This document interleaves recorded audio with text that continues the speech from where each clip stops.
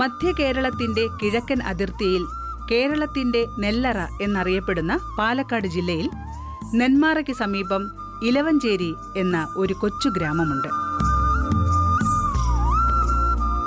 പാലും മുട്ടയും ഇറച്ചിയുമൊക്കെ സമൃദ്ധമായി കിട്ടുന്ന ഇലവഞ്ചേരി കൈതാരത്ത് വീട്.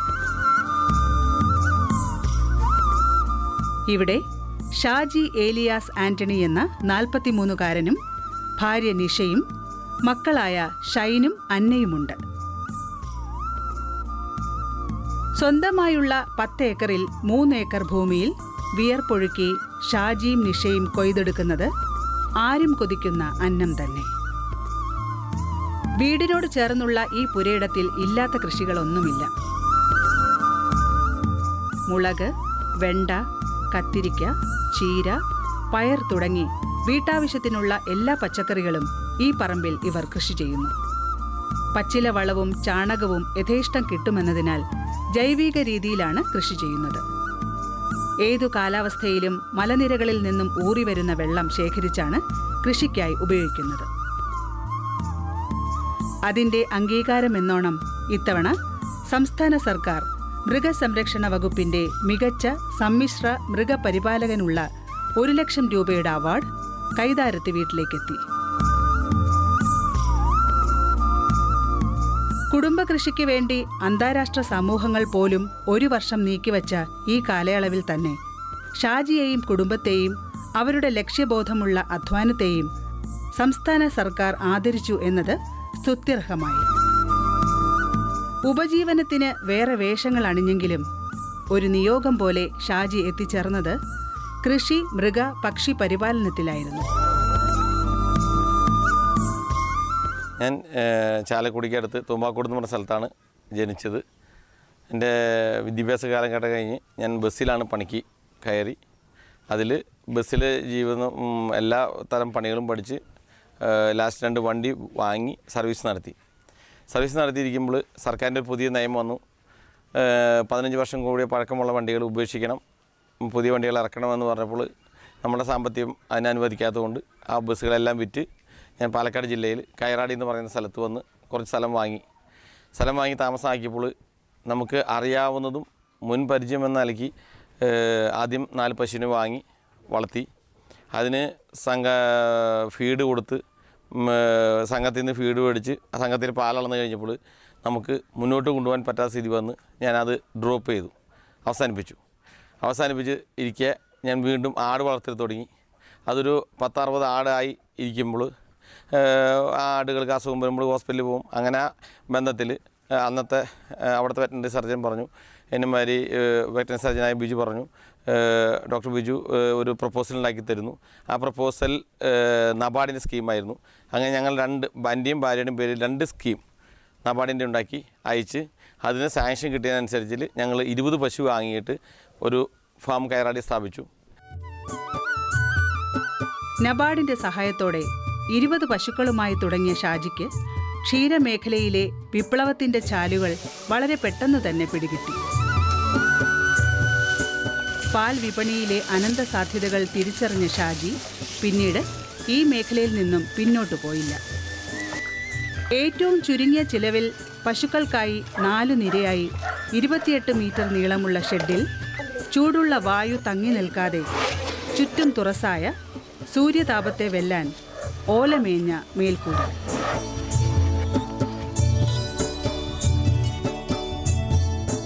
പുൽത്തൊട്ടിയിൽ ഏതു സമയവും വെള്ളം നിറഞ്ഞു കിടക്കുന്ന രീതിയിലുള്ള ചിലവ് കുറഞ്ഞ കുടിവെള്ള ക്രമീകരണമാണ് ഇവിടെ ഉള്ളത്. പശുക്കളിൽ 25ഓളം അയർലൻഡുകാരികളായ ഹോൾസ്റ്റീൻ ഫ്രീഷ്യൻ, മറ്റുള്ളവരിൽ ഏറെയും സുനന്ദിനി പൈക്കൾ. കൂടാതെ പാല് കൊഴുപ്പ് കൂട്ടാൻ ഗുജറാത്തിന്റെ തനി നാടൻ പശുവായ ഗീർ ഇനത്തിൽപ്പെട്ട 4 പശുക്കളും ഒരു കാളയുമാണ് തൊഴുത്തിലെ VIP-കൾ. പശുക്കൾ കൃത്യസമയത്ത് മതിലക്ഷണം കാണിക്കാൻ കാളയുടെ സാന്നിധ്യം പ്രയോജനപ്പെടുന്നുണ്ട്. വളരെ സൂക്ഷിച്ച് പരിപാലിക്കേണ്ട ഒരിനമാണ് ഗീർ പശുക്കൾ. കറക്കുമ്പോൾ ചവിട്ടുന്ന സ്വഭാവമുള്ളതിനാൽ അതിൻ്റെ പിൻകാലുകൾ രണ്ടും കെട്ടിയിട്ട് മാത്രമേ കറക്കാൻ സാധിക്കുകയുള്ളൂ. പശുക്കളുടെ പരിചരണം നിഷയും മേൽനോട്ടവും വിപണനവും ഷാജിയുമാണ് ഏറ്റെടുത്തിരിക്കുന്നത്. സംസ്ഥാന അവാർഡ് ജേതാവ് ശ്രീമ ഷാജിയുടെ ഈ കൈതാരത്ത് ഫാം മറ്റ് ഫാമുകളിൽ നിന്ന് വ്യത്യസ്തമാവുന്നത് ഇതൊരു കുടുംബ സംരംഭം എന്ന നിലയ്ക്കാണ്. ഭർത്താവും ഭാര്യയും കുട്ടികളും അടങ്ങുന്ന കുടുംബമാണ് ഈ ഫാമിൻ്റെ മുഴുവൻ മാനേജ്മെൻറ്റും വഹിച്ചു പോരുന്നത്. അതുമാത്രവുമല്ല, ഏറ്റവും ചുരുങ്ങിയ ചിലവിൽ ഷെഡ് നിർമ്മിക്കുകയും മറ്റ് അടിസ്ഥാന സൗകര്യങ്ങൾ ഒരുക്കുകയും ചെയ്ത ഒരു മെച്ചം കൂടി ഈ ഫാമിനുണ്ട്. ഇവിടുത്തെ പരിപാലന മുറകളും വ്യത്യസ്തമാണ്. ആദ്യമായി തീറ്റക്രമം തന്നെ നമുക്ക് എടുത്തു പറയേണ്ടതുണ്ട്. ബ്രാൻഡഡ് തീറ്റകളൊന്നും നൽകാതെ സ്വന്തമായി കമ്പ്യൂട്ട് ചെയ്ത തീറ്റക്രമമാണ് ഇവിടെ പരിപാലിച്ച് പോരുന്നത്. തീറ്റപ്പുല്ലിന് വേണ്ടി ഏകദേശം 1.5 ഏക്കറോളം പുല്ല് കൃഷി ചെയ്തിട്ടുണ്ട്. പശു വളർത്തലിനെ സംബന്ധിച്ച എല്ലാ അടിസ്ഥാന വിവരങ്ങളും ആർജിച്ചതിന് ശേഷമാണ് ഇവർ ഈ സംരംഭം തുടങ്ങിയിട്ടുള്ളത്. ആയതുകൊണ്ട് തന്നെ എല്ലാ തരത്തിലുമുള്ള മാനേജ്മെൻറ്റ് അവർ സ്വന്തമായി ചെയ്തു പോരുന്നു. ഏറ്റവും ശുദ്ധമായ രീതിയിൽ പാൽ ഉൽപ്പാദിപ്പിക്കുക എന്നുള്ള ഒരു മെച്ചം കൂടി ഈ ഫാമിനെ കുറിച്ച് എടുത്തു പറയേണ്ടതായിട്ടുണ്ട്.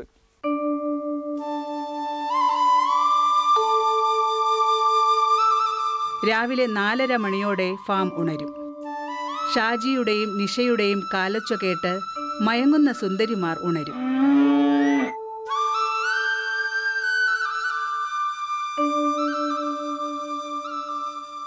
ജോലിക്കാരുമൊത്ത് തൊഴുത്ത് വൃത്തിയാക്കി പശുക്കളെ എല്ലാം കുളിപ്പിച്ച് 5 മണിയോടുകൂടി കറവ ആരംഭിക്കും. 25 ലിറ്റർ പാൽ ചുരത്തുന്ന HF ഉൾപ്പെടെ 35 കറവ പശുക്കളിൽ 17 പശുക്കളെ കറവയന്ത്രം ഉപയോഗിച്ച് ഭാര്യ നിഷ കറക്കുമ്പോൾ 12 പശുക്കളെ ഷാജി കൈകൊണ്ട് കറക്കുന്നു. 5 മണിക്ക് തുടങ്ങുന്ന കറവ 6 മണിയോടുകൂടി പ്രതിദിനം 250 ലിറ്റർ പാൽ കറന്നു തീരുന്നതോടൊപ്പം തന്നെ പാൽ കുപ്പികളിലാക്കുന്നത് മകൻ ഷൈനാണ്. പഠനത്തിനിടയിലും കാലി വളർത്തലിൽ സജീവമാകുന്ന ഷൈനിനെ പുതിയ തലമുറ നോക്കി പഠിക്കേണ്ടതാണ്. കുപ്പികളിലാക്കിയ കലർപ്പില്ലാത്ത ശുദ്ധമായ പാൽ 33 രൂപ നിരക്കിൽ സ്വന്തം വാഹനത്തിൽ സമീപ പ്രദേശത്തെ വീടുകളിൽ ഷാജി തന്നെ എത്തിച്ചു കൊടുക്കുന്നു. ബാക്കി വരുന്ന പാൽ ക്ഷീര സൊസൈറ്റിക്ക് നൽകി 8 മണിയോടുകൂടി മടങ്ങി വരുന്നു. പ്രതിദിനം എല്ലാ ചിലവും കഴിഞ്ഞ് 2000 രൂപ ലാഭം ലഭിക്കുന്ന രീതിയിലാണ് പരിപാലനം മുതൽ പാൽ വിൽപ്പന വരെ ക്രമീകരിച്ചിരിക്കുന്നത്. എനിക്ക് ഇവിടുത്തെ എൻ്റെ കറവ രീതി എന്ന് പറഞ്ഞാൽ കൈക്ക് കറക്കുന്നതും മെഷീനിൽ കറക്കുന്നതുമായിട്ട് വൈഫ് മകനും മെഷീനിൽ കറക്കും. മെഷീനിൽ കറക്കുന്നത് ഒരു 17 എണ്ണം, ഞാൻ കൈക്ക് കറക്കുന്നത് ഒരു 12 എണ്ണം. ആ രീതിയിലാണ് ഞങ്ങൾ ക്രമം ക്രമീകരിച്ചിരിക്കുന്നത്. കറന്ന് കഴിഞ്ഞാൽ ഉടനടി ആ പാല് കുപ്പിലാക്കുന്നു. കുപ്പിലാക്കി ഞാൻ നെന്മാറ റോഡ് വഴി നെന്മാറ ഗ്രാമങ്ങളിലെല്ലാം കൊടുത്ത് കുപ്പി റീറ്റെയിൽ ചെയ്യുകയാണ് പതിവ്. ബാലൻസ് വരുന്നത് മാത്രം സംഘത്തിൽ ഒഴിക്കും.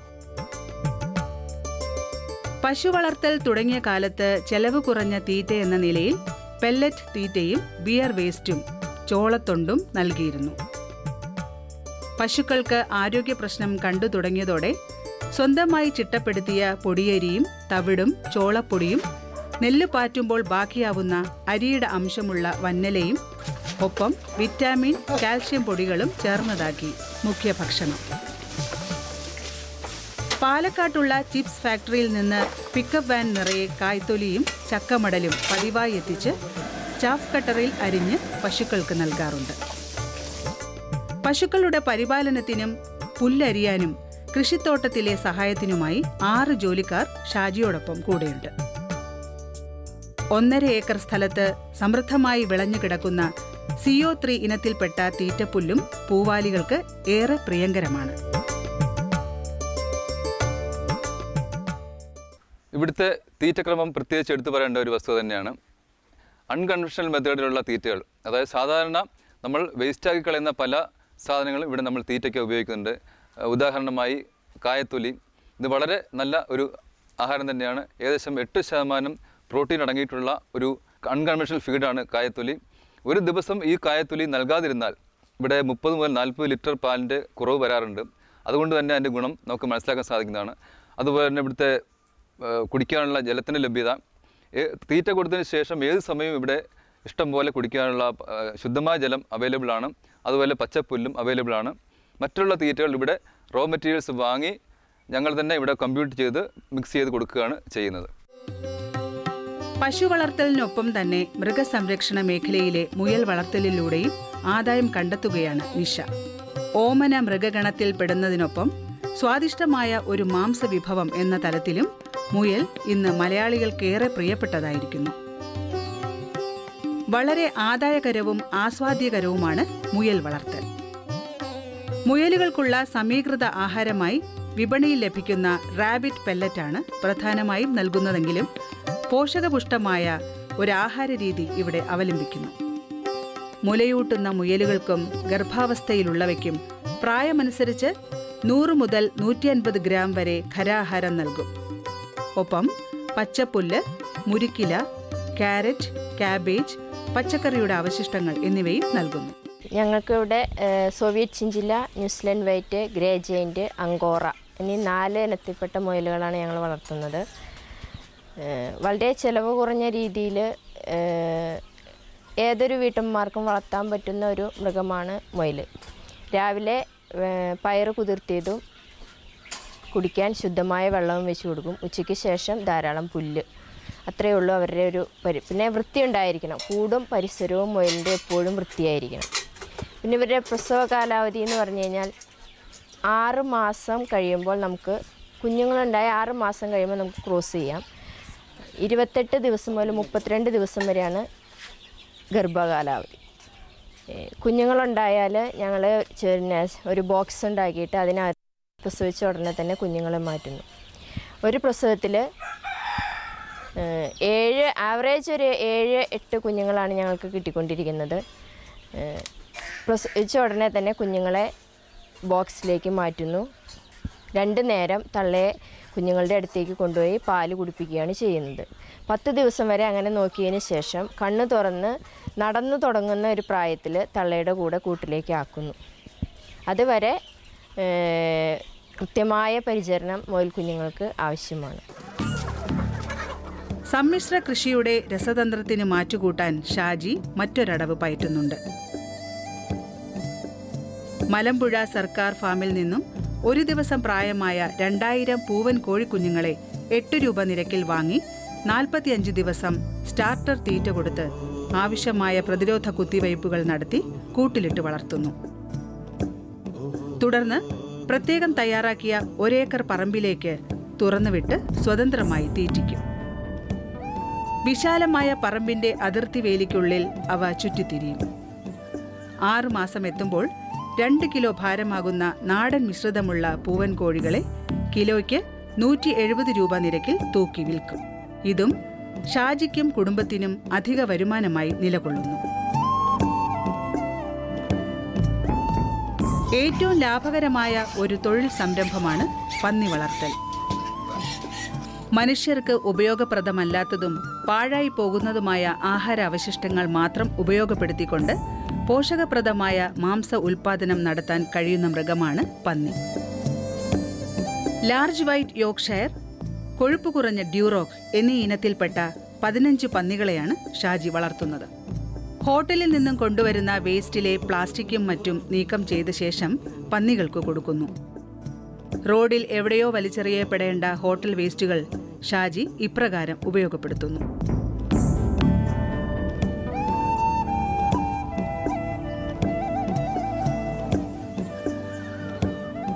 പാവപ്പെട്ടവന്റെ പശുവാണ് ആട്. കുറഞ്ഞ മുതൽ മുടക്ക്, കുറഞ്ഞ അധ്വാനം, ലളിതമായ പാർപ്പിട സൗകര്യം, കൈകാര്യം ചെയ്യാനുള്ള എളുപ്പം, പെറ്റുപെരുകാനുള്ള കഴിവ്, കുറഞ്ഞ അളവിലുള്ള തീറ്റ, പോഷകമൂല്യമുള്ള പാൽ എന്നിവ ആടുവളർത്തലിൻ്റെ അനുകൂല ഘടകങ്ങളാണ്. പനന്തടിയിൽ ഉണ്ടാക്കിയ 4 അടി പൊക്കമുള്ള ഷെഡുകളിലാണ് നിഷ ആടുകളെ വളർത്തുന്നത്. മലബാറി, അട്ടപ്പാടി ബ്ലാക്ക് എന്നിവയാണ് കൂടുതലും. ആട്ടിറച്ചിക്കുള്ള സ്ഥിരമായ ആവശ്യവും ഉയർന്ന വിലയും ഈ രംഗത്ത് വ്യാവസായിക അടിസ്ഥാനത്തിലുള്ള ആട് ഫാമുകൾ ഉയർന്നു വരുവാൻ പ്രേരകമായിട്ടുണ്ട്. ഫാമിൽ നിന്നുള്ള അവശിഷ്ടങ്ങൾ ഒന്നും പാഴാക്കി കളയുന്നില്ല. ഫാമിനോട് ചേർന്ന് തന്നെ ബയോഗ്യാസ് പ്ലാന്റും സ്ലറി ടാങ്കും നിർമ്മിച്ചിട്ടുണ്ട്.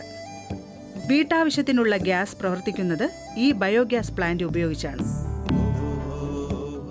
ഷാജിയുടെ മറ്റൊരു ഇഷ്ട സംരംഭമാണ് താറാവ് വളർത്തൽ. അങ്ങനെ ഒന്നിലേറെ സംരംഭങ്ങളുടെ ഒരു സമന്വയമാണ് ഷാജിയുടെ കൈതാരത്ത് ഫാം. മാനും പുലിയും കാട്ടുപന്നിയുമെല്ലാമാണ് കൈതാരത്ത് കുടുംബത്തിന്റെ അയൽക്കാർ. കാടിന്റെ അതിര് പങ്കിട്ട് നിഷയും ഷാജിയും 2 മക്കളും അടങ്ങുന്ന കുടുംബം സന്തോഷത്തോടെ കഴിയുന്നു. എല്ലാറ്റിനും കാവൽക്കാരായി 4 ചുറ്റും റോന്തു ചുറ്റാൻ സന്നദ്ധരായി നിൽക്കുന്ന വിവിധ ഇനം പട്ടികൾ. പശു വളർത്തൽ മെയിൻ തൊഴിലാണെങ്കിലും പശു വളർത്തൽ ലാഭകരമാക്കുന്നതിന് വേണ്ടി ഇന്നത്തെ കാലത്തിൻ്റെ ചെലവ് മറ്റുള്ളത് കുറച്ചാലും കൂലിച്ചെലവ് അതിൻ്റെ ക്രമാതീതമായി ഉയർന്നു നിൽക്കുന്നതുകൊണ്ട് അത് കുറയ്ക്കണമെങ്കിലും പശുവിൻ്റെ വളർത്തുന്നതിൽ ലാഭം കുറഞ്ഞു പോയാൽ അത് മേക്കപ്പ് ചെയ്യുന്നതിനാണ് സമ്മിശ്ര കൃഷി രീതി ഞാൻ പരീക്ഷിച്ചത്. അതിൽ ആദ്യമായിട്ട് പശുവിനെ തൊട്ടടുത്ത് തന്നെ ആട്, മുയൽ, താറാവ്, കോഴി എന്ന് പറയുമ്പോൾ നമ്മൾ 8 രൂപയ്ക്ക് വാങ്ങുന്ന ഒരു കോഴിക്കുട്ടി 45 ദിവസം നമ്മൾ കറക്റ്റായി തീറ്റ കൊടുത്ത് വലുതാക്കി അതിനെ പറമ്പിൽ അഴിച്ചുവിടുന്ന പരുവമാക്കുമ്പോൾ 70 രൂപ നമുക്ക് ചിലവ് വരും. ആ കോഴി നമുക്ക് വിൽക്കുമ്പോൾ 350 രൂപയോളം ലഭിക്കും. അപ്പോൾ നമ്മൾക്ക് നല്ലൊരു ലാഭം അതിൽ നേടി തരുവാൻ സാധിക്കും.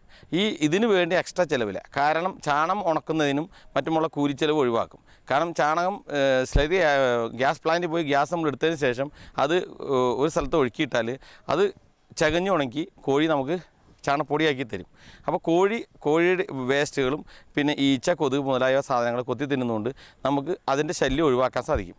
അതുപോലെ തന്നെ മൊയിലെന്ന് പറയുമ്പോൾ പശുവിൻ്റെ വർക്ക് കാലത്ത് 5 to 8 മണിയാണെങ്കിൽ അതിന് ശേഷം വരുന്ന ഒഴിവ് ടൈം നമുക്ക് മൊയിലിൻ്റെ പണിക്കായിട്ട് വിനിയോഗിച്ചാൽ മതി. മൊയിലും പന്നിയും അതിൻ്റെ ആ ഒഴിവ് ടൈമിൽ ചെയ്യുന്ന ഒരു തൊഴിലാണ്. അതിന് എക്സ്ട്രാ കൂലി നമുക്ക് കൊടുക്കേണ്ടി വരുന്നില്ല. അപ്പോൾ ആ കൂലി ചെലവ് പകുതി കണ്ട് 3 ആക്കി ഡിവൈഡ് ചെയ്യാൻ നമുക്ക് സാധിക്കുന്നു. അങ്ങനെ പല രീതിയിൽ ചെയ്യുമ്പോൾ ഒന്നിൽ കുറച്ച് നഷ്ടം വന്നാലും മറ്റൊതിൽ ലാഭം കൂടുതൽ കിട്ടുന്നതക്ക രീതിയിൽ സമ്മിശ്ര കൃഷി രീതിയാകുമ്പോൾ അങ്ങനെ പല തരത്തിലുള്ള ഗുണങ്ങളും അതുകൊണ്ടുണ്ട്. സമൂഹത്തിലെ സ്ഥിരം വരുമാനക്കാർക്ക് നാളേക്കു കരുതലായി പലതും മനസ്സിൽ കാണാനാകും. എന്നാൽ ഒരു അധ്വാനശാലിയായ കർഷകനോ? അവന് നാളേക്കുള്ള കരുതൽ ഇതുപോലെ ഒന്നിലേറെ സംരംഭങ്ങളുടെ സമന്വയമാണ്. ഒന്നിൽ ക്ഷീണം സംഭവിച്ചാലും മറ്റൊന്ന് തുണയാകണം എന്ന നിശ്ചയദാർഢ്യം. ഷാജിയെയും നിഷയെയും പോലെ മികവ് തെളിയിച്ച കാർഷിക സംരംഭകർ കാട്ടുന്ന ഈ കരുതൽ തെല്ല് വിശാലമായ അർത്ഥത്തിൽ നോക്കിയാൽ അവർക്കും കുടുംബത്തിനും വേണ്ടി മാത്രമുള്ളതല്ല, ഈ സമൂഹത്തിന്റെ സുരക്ഷിതത്വത്തിനു വേണ്ടി കൂടെയുള്ളതാണ്. ഈ മികവ് തന്നെയല്ലേ ഷാജി എന്ന ആന്റണിയെയും ഭാര്യ നിഷ ഷാജിയെയും വിജയപീഠത്തിലെത്തിച്ചതും.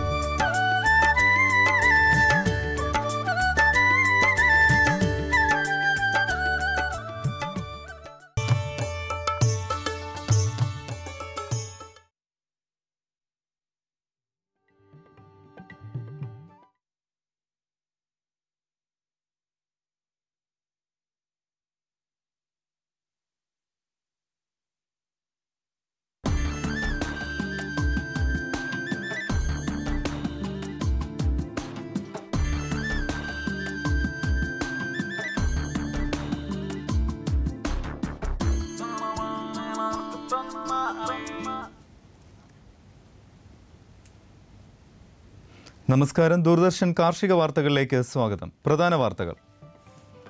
പട്ടികജാതി വനിതകൾക്ക് കിടാരി വളർത്തൽ പദ്ധതി. തെങ്ങ് കയറ്റത്തിൽ പരിശീലനം. വിശദമായ വാർത്തകളിലേക്ക്. സംസ്ഥാന പട്ടികജാതി വികസന വകുപ്പും മേഖലാ സഹകരണ ക്ഷീരോത്പാദക യൂണിയനും പട്ടികജാതി വനിതകൾക്ക് വേണ്ടി സമഗ്ര കിടാരി വളർത്തൽ പദ്ധതി നടപ്പാക്കുന്നു. തെക്കൻ കേരളത്തിലെ 150 ഗ്രാമങ്ങളിൽ നിന്നും തിരഞ്ഞെടുത്ത 340 പട്ടികജാതി വനിതകൾക്ക് 1700 പശുക്കുട്ടികളെ സൗജന്യമായി നൽകുന്നതാണ് പദ്ധതി. പദ്ധതി പ്രകാരം ഒരു കുടുംബത്തിന് 5 പശുക്കുട്ടികളെ സൗജന്യമായി ലഭിക്കും. കൂടാതെ 18 മാസത്തേക്ക് വേണ്ടുന്ന കാലിത്തീറ്റ 70% സബ്സിഡി നിരക്കിൽ കിടാരി വളർത്തുന്ന ക്ഷീര കർഷകർക്ക് ലഭിക്കും. തൊഴുത്ത് നിർമ്മാണത്തിന് 20,000 രൂപയുടെയും തീറ്റപ്പുൽ കൃഷിക്ക് 6,000 രൂപയുടെയും ധനസഹായം ലഭ്യമാണ്. പ്രതിദിനം 50 രൂപ നിരക്കിൽ 27,000 രൂപ ലേബർ ചാർജും ലഭിക്കുന്നതാണ്. തിരുവനന്തപുരം മിത്രനികേതൻ കൃഷി വിജ്ഞാന കേന്ദ്രത്തിൽ ഈ മാസം 17 മുതൽ 22 വരെ തെങ്ങ് കയറ്റത്തിൽ പരിശീലനം നൽകുന്നു. താൽപ്പര്യമുള്ളവർ മിത്രനികേതൻ കൃഷി വിജ്ഞാന കേന്ദ്രം പ്രോഗ്രാം കോർഡിനേറ്ററുമായി ബന്ധപ്പെടേണ്ടതാണ്. Phone number 0472 2 882 086. കുടപ്പനക്കുന്ന് മൃഗസംരക്ഷണ പരിശീലന കേന്ദ്രത്തിൽ ഈ മാസം 25, 26 തീയതികളിൽ ആട് വളർത്തലിൽ സൗജന്യ പരിശീലനം നൽകുന്നു. അന്നേ ദിവസം ആദ്യം പേര് രജിസ്റ്റർ ചെയ്യുന്ന 50 പേർക്കായിരിക്കും പരിശീലനം നൽകുകയെന്ന് പ്രിൻസിപ്പൽ ട്രെയിനിംഗ് ഓഫീസർ അറിയിച്ചു. ബന്ധപ്പെടാവുന്ന ഫോൺ നമ്പർ 0471 2 732 918. ചെങ്ങന്നൂർ സെൻട്രൽ ഹാച്ചറിയോടനുബന്ധിച്ചുള്ള മൃഗസംരക്ഷണ പരിശീലന കേന്ദ്രത്തിൽ ഈ മാസം 25, 26, 27 തീയതികളിൽ ഇറച്ചിക്കോഴി വളർത്തലിലും 28-ാം തീയതി കാട വളർത്തലിലും പരിശീലനം നൽകുന്നു. ബന്ധപ്പെടാവുന്ന ഫോൺ നമ്പർ 0479 2 457 778. കേര സമൃദ്ധി പദ്ധതിയിലൂടെ കുറിയ തെങ്ങുകളുടെ കൃഷി കേരളത്തിൽ വ്യാപകമാക്കുന്നു. ഇതിന്റെ ഭാഗമായി മികച്ച ഇനം കുറിയ തെങ്ങുകൾ കണ്ടുപിടിച്ച് വിത്ത് തേങ്ങ കൃഷി വകുപ്പ് ശേഖരിക്കും. കുറിയ ഇനം തെങ്ങുകളുടെ കർഷകർ അവയെ സംബന്ധിച്ചുള്ള വിവരം കൃഷിഭവനുകളിൽ അറിയിക്കണം. ലക്ഷണമൊത്ത കുറിയ ഇനം മാതൃ തെങ്ങുകളിൽ നിന്നും തേങ്ങകൾ 40 രൂപ നിരക്കിൽ കൃഷി വകുപ്പ് സംഭരിക്കും. 2014-2015 വർഷം കൂടുതൽ ജില്ലകളിലേക്ക് ജൈവ കൃഷി വ്യാപിപ്പിക്കും. കാസർഗോഡ് പാക്കേജിൽപ്പെടുത്തി ജില്ലയിൽ ജൈവ കൃഷി പ്രോത്സാഹിപ്പിക്കാൻ 1692 ലക്ഷം രൂപയുടെ പദ്ധതി നടപ്പാക്കും. വയനാട് പാക്കേജിൽപ്പെടുത്തി വയനാട്, ഇടുക്കി ജില്ലകളിൽ 2000 ഹെക്ടർ സ്ഥലത്തും പാലക്കാട്, കോഴിക്കോട്, മലപ്പുറം, കണ്ണൂർ ജില്ലകളിൽ 500 ഹെക്ടർ വീതവും ജൈവ കൃഷി നടപ്പാക്കും. ഇനി കമ്പോള നിലവാരം. വെളിച്ചെണ്ണ കൊച്ചി ക്വിൻ്റലിന് 14,500 രൂപ, കോഴിക്കോട് 16,000 രൂപ, തൃശൂർ 14,600, കൊപ്ര കൊച്ചിയിൽ 9,720, കോഴിക്കോട് 10,450, തൃശൂർ 9,830, കുരുമുളക് അൺഗാർബിൾഡ് 70,300, ഗാർബിൾഡ് 73,300, ചുക്ക് മീഡിയം 21,000, ബെസ്റ്റ് 23,000, മഞ്ഞൾ സേലം 6,700, ഈറോഡ് 7,000, അടയ്ക്ക പുതിയത് 21,500 മുതൽ 22,500 വരെ. Kochi rubber RSS 5 grade 11,500, RSS 4 grade 11,700, Kottayam rubber RSS 5 grade 11,400, rubber RSS 4 grade 11,800 രൂപ. കമ്പോള നിലവാരം കൊച്ചിയിൽ. വെളിച്ചെണ്ണ ക്വിൻ്റലിന് 14,500 രൂപ, കൊപ്ര 9,720, പിണ്ണാക്ക് എക്സ്പെല്ല 2,300, റോട്ടറി 3,000, കുരുമുളക് അൺഗാർബിൾഡ് 70,300, ഗാർബിൾഡ് 73,300, ചുക്ക് മീഡിയം 21,000, ബെസ്റ്റ് 23,000, മഞ്ഞൾ നാടൻ 6,200, അടയ്ക്ക പുതിയത് 21,500 മുതൽ 22,500 വരെ. ജാതിക്ക തൊണ്ടൻ കിലോഗ്രാമിന് 250 മുതൽ 280 രൂപ വരെ, തൊണ്ടില്ലാത്തത് 470 മുതൽ 510 വരെ, ജാതിപത്രി 750 മുതൽ 800 വരെ, ഗ്രാമ്പു 1000 രൂപ. റബ്ബർ RSS 5 ഗ്രേഡ് ക്വിൻ്റലിന് 11,500 രൂപ, റബ്ബർ RSS 4 ഗ്രേഡ് 11,700, ഒട്ടുപാൽ 7,750, ലാറ്റക്സ് 7,300 രൂപ. കമ്പോള അവലോകനം. കുരുമുളക് വില ഉയർന്നതിനിടയിൽ വിദേശ ചരക്ക് ഉത്തരേന്ത്യയിലെത്തി. വിയറ്റ്നാമിൽ നിന്നും ഇന്തോനേഷ്യയിൽ നിന്നുമുള്ള ഉൽപ്പന്നം ഇറക്കുമതി നടന്നു. അതേസമയം കേരളത്തിലെ കർഷകർ കാര്യമായ ചരക്ക് വിൽപ്പന നടത്തിയില്ല. ഗാർബിൾഡ് കുരുമുളക് വില 73,300 രൂപയിലാണ്. പാചക എണ്ണ ഇറക്കുമതി റെക്കോർഡ് തലത്തിലെത്തിയത് എണ്ണക്കുരു ഉൽപ്പാദകർക്ക് തിരിച്ചടിയാവും. സൂര്യകാന്തി, സോയ എണ്ണകളാണ് ഇറക്കുമതിയിൽ മുന്നിട്ട് നിൽക്കുന്നത്. ഏതാനും ദിവസങ്ങളായി കൊച്ചിയിൽ വെളിച്ചെണ്ണ, കൊപ്ര വിലകൾ സ്റ്റഡിയാണ്. വിദേശ റബ്ബർ പ്രവാഹം മുൻനിർത്തി വ്യവസായികൾ ഷീറ്റ് സംഭരണം ഉയർത്തിയില്ല. ടാപ്പിംഗ് പുരോഗമിക്കുന്നതിനാൽ ചരക്ക് വരവ് ഉയർന്നു തുടങ്ങി. 5 വർഷത്തെ ഏറ്റവും താഴ്ന്ന നിരക്കായ 117 രൂപയിൽ 4ാം ഗ്രേഡിന്റെ വ്യാപാരം നടന്നു. ആഭ്യന്തര വ്യാപാരികളിൽ നിന്നുള്ള ഡിമാൻഡിൽ കുമിളി ലേലത്തിൽ മികച്ചിനം ഏലയ്ക്ക കിലോ 1012 രൂപയിലും ശരാശരി ഇനങ്ങൾ 756 രൂപയിലും ലേലം കൊണ്ടു. ഏലയ്ക്ക അവധി നിരക്കുകൾ ഇന്ന് 3% വർദ്ധിച്ചു. കാലാവസ്ഥ. കണ്ണൂർ കൂടിയ താപനില 32.8 ഡിഗ്രി സെൽഷ്യസ്, കുറഞ്ഞ താപനില 24 degree Celsius. Kozhikode 34, 25.4. Kochi 31.2, 24.8. Alappuzha 32.5, 23. Punalur 32.2, 21.6. Thiruvananthapuram 32, 23.6 degree Celsius.